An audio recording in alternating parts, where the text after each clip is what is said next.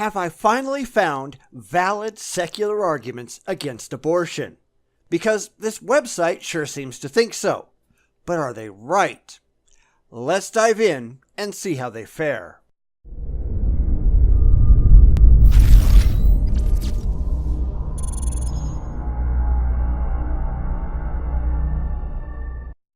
I've been asking for non-religious, non-emotional arguments against abortion for a very long time now, and I never seem to find any. The overwhelming majority are purely religious, and the very few times that I find some that aren't, they are coated in a thick batter of emotional wishful thinking, as is the case here. None of these arguments impress me because they're not rational. They appeal to feelings with a paucity of facts, and that's not what I'm looking for. So let's see this website fail and why these arguments just don't hold water for anyone who cares about reality over emotions. Number 1, because life begins at conception. Okay, so what? I don't care about when life begins or where it ends, because I don't think for a second that humans are magically special just because we're human. This seems to be the primary non-religious argument, and it really doesn't stand up because it's based on an emotional appeal to morality. The fact is, I don't think humans are particularly special. We're just one of millions of species on a planet, and just because we are personally, emotionally attached to our own survival, that doesn't mean that our survival is an objective good or an objective imperative. In the grand scheme of things, we're entirely insignificant. It's only when people get highly emotional that any of these arguments come up. I really don't give a damn when people are alive and when they're not. Humans get to decide what kinds of people we will protect and what kinds we will not. Abortion is legal. That decision has already been made. Number 2, because a fetus is actually a human being. Again, so what? I don't get the absurd love affair most people have with their own humanity. Society makes the rules that society runs by. If tomorrow society went all Logan's Run and decided that everyone over the age of 30 would get blown up in some grand arena spectacle, so be it. I'd have been dead long ago. Whatever.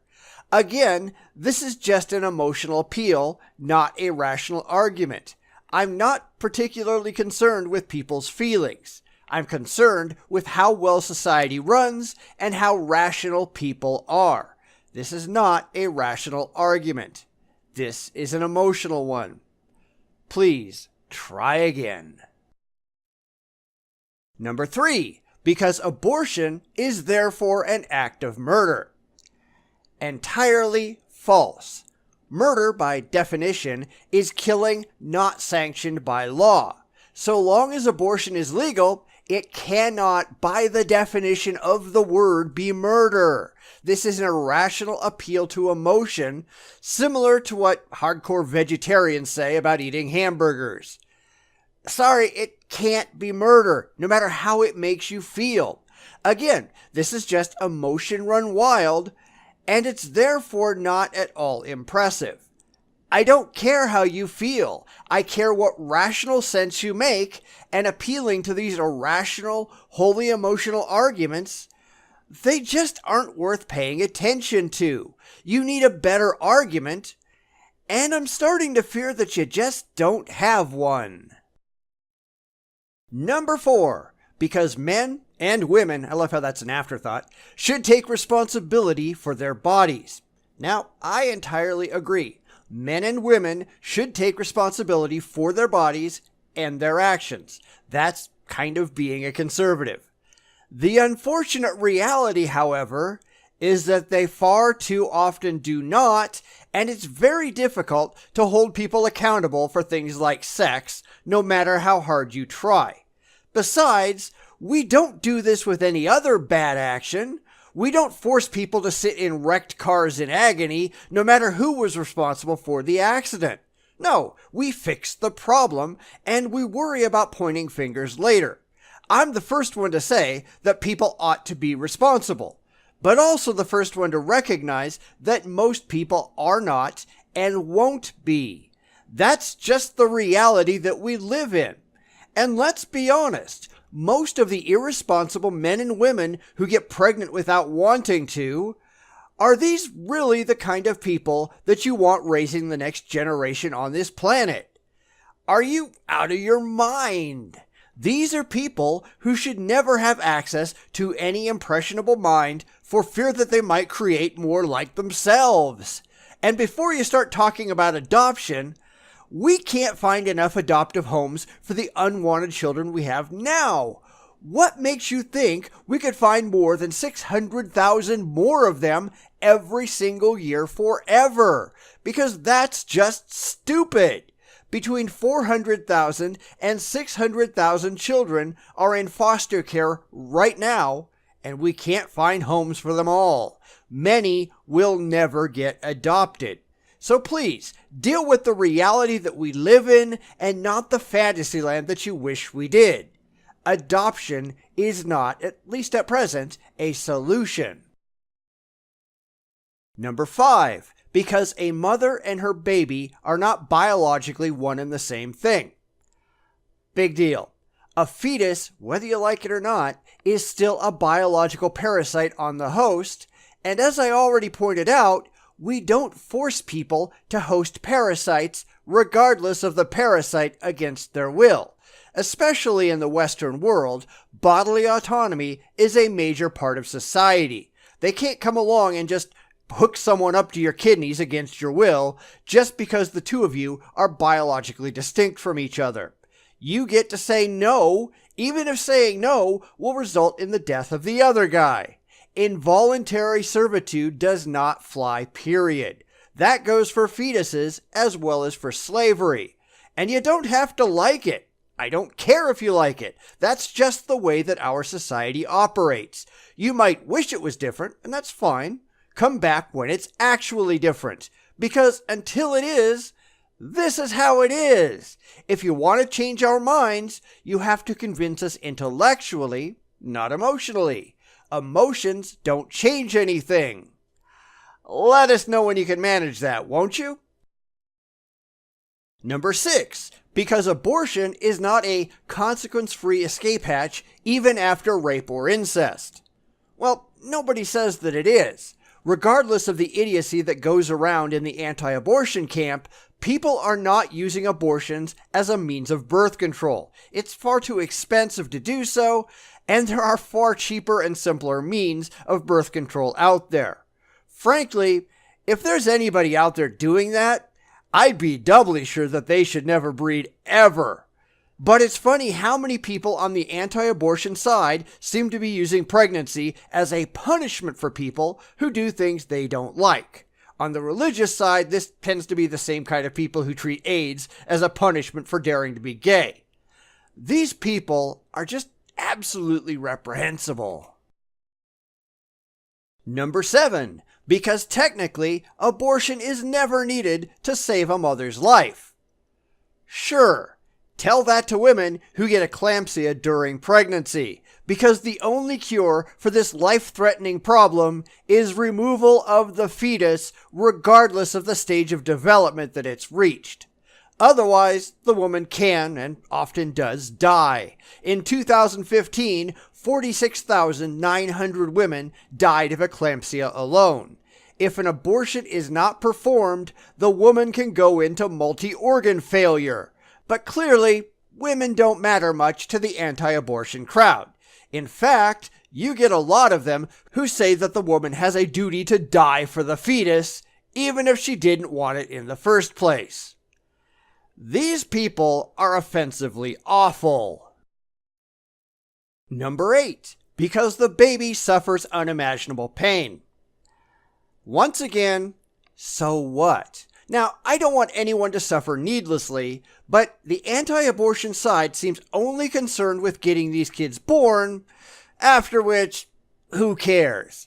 I mean, a few moments of pain during an abortion versus a lifetime of pain and suffering and abuse, which one is worse? Studies show that unwanted children fare worse on nearly all metrics than their wanted counterparts. They do less well in school, tend to do less well off financially, tend to be more sexually and physically abused. And let's be honest, these kids aren't dumb. They know their parents don't want them around. You don't think that's suffering? But that's suffering after birth, which apparently doesn't matter. You know, I'm starting to doubt the humanity of a lot of these anti-abortion assholes. Number 9. Because everyone people should have the freedom to express their views. Idealism is for chumps. This is like saying that the mentally handicapped should have the freedom to express their views. That doesn't mean that biology gives them the capability to do so. I want to doesn't guarantee that you get to. Sorry if that hurts your feelings. Again, this is a lot of emotional appeals without intellectual merit. Up to 25% of all pregnancies naturally miscarry. Are we supposed to whine that those fetuses don't get to express their views? Hell, most pregnancies fail to implant at all and are flushed out of the body without anyone ever knowing they exist. Is this somehow a tragedy on the level of the Holocaust? Or is this simple biological reality? Come on, people, let's not be stupid. And finally, number 10, because we are in danger of aborting ourselves out of existence. Yeah, hardly. In 2014, which is the last year for which there are any good records, there were 652,639 abortions in the United States. During that same year, again in the United States, there were 3,985,924 births. The number of deaths from any cause that same year were 2,712,630. Meaning that more than 1.2 million more people were born than died in 2014. That's twice the number of abortions that occurred. We're nowhere close to negative population growth, and this is especially true in the third world where they have no control whatsoever. I mean, looking at India, for example, they went from a population of 400 million in 1960 to more than 1.3 billion today. The average birth rate in India just last year was 19 births per 1,000 people, and the number of deaths was 7.3 people per 1,000. That is growing far, far, far faster than people are dying off, even though the average lifespan there is 27 years. In fact, they suffer more from people leaving the country than they do from death. We're not going anywhere, and frankly, we could probably do with less people pretty much everywhere. We don't need 7 billion plus on this planet. We really don't need 11,000 people born every day in the US. We just don't. There are enough people who are hungry and living in poverty that we really don't need to add more to the welfare rolls, especially since it's the poor that tend to have more children than anyone else. And it's the poor children, the people from bad parents, from drug-addicted parents, the ones who don't have good prenatal care, who tend to produce damaged offspring. Those are the ones that nobody wants to adopt. And those are the ones that it costs an absurd amount of money to keep around, even though a lot of them will never lead healthy, productive, self-sufficient lives. Yeah, maybe we should think about more abortion, not less. See, these are the kind of arguments that don't impress me at all. They're purely emotional, not at all intellectual. They don't deal with the world that we actually live in, only in the fantasy that these people wish was real. Yeah, sometimes the real world sucks. So what? We still have to deal with it. We still have to face the fact that a lot of people are irrational, irresponsible morons who don't think about the consequences of their actions. So how do we take that reality and make the best situation for us in the long run? Because idealism doesn't actually solve anything. I don't care how you feel. I care about producing the best overall situation for humanity in the long term. If reality doesn't make you happy, try to change it. Go ahead. Do anything but sit there and whine.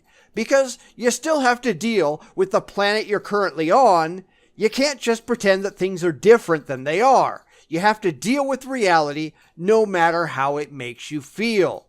And in a perfect world, I agree, there would be little need for abortion. But this isn't a perfect world. This is the world we're in. Deal with it. Face the uncomfortable facts until those facts actually become something you're more comfortable with. Because living in a fantasy world really isn't an option, no matter how much you wish it was. This is what we have to work with. By all means, work towards a better tomorrow. But you still have to deal with today.